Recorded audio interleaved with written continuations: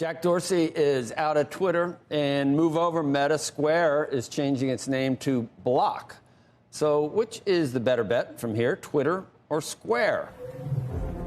John Fort is here to weigh in, and then he's going to tweet about it, and I'm going to retweet his tweets. So I don't know, John. Well, let's do it, Joe. I mean, this one's easy. You go where Jack goes, Square, or I guess Block. And the reason is Block's got a chance to be a leader in several of the digital payments markets where it competes, while Twitter is stagnant in the social space.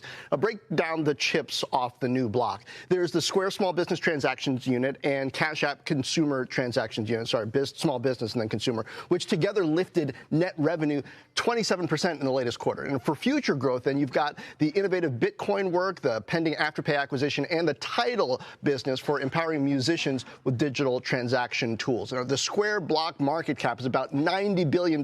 That's nearly 3 times Twitter's, and for good reason. Dorsey's been able to sustain innovation and attract talent. Now, unlike Twitter, Square has had healthy momentum and is investing for more. Twitter, meanwhile, not only trailing Facebook in market cap, it's half the size of Snap. At the moment, it's smaller than Match Group. Yeah, the dating site. Twitter's trading in the low 40s, about the same level it was 7.5 years ago. Time to block this account, Joe. If Jack Dorsey couldn't leave Twitter in better shape, why do we think he's going to be great at Square? Although I like that first move, because Block, I think it's like a 3D square. It is.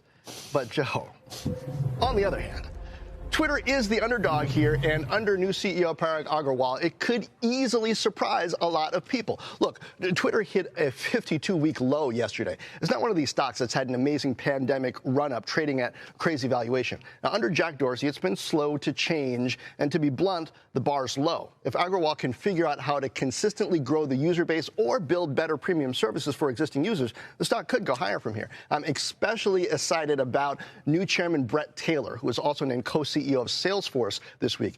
Taylor was an early employee at Google, leading a team that launched Google Maps. Facebook bought his startup FriendFeed, and as Facebook CTO, he helped scale it into the newsfeed era that made Facebook a global platform. He's the perfect mentor for Agrawal, Twitter's CTO, who's becoming a CEO. And Block, look, Square Block is highly leveraged to a lot of risks. Bitcoin, buy now, pay later, cheap capital that aren't going to hold up. Twitter's got the benefit of the right talent and really low expectations, Joe. I'm just wondering when we'll know, John. Time is going very quickly, and it seems to be contracted when it used to take years to figure something out. What do you think we'll know within a year, 2 years, 5 years? I think probably a year. I mean, I think we're going to see the conditions in the market change. I mean, we see what's happening with interest rates, with the taper, whatnot. That's having an effect on capital. And we'll see how Block holds up under those conditions. And then, Twitter turnaround type things, new leadership, takes a little while to get established, but probably not that long. Yeah, Twitter's the definition of a love-hate relationship for me, John. It really is.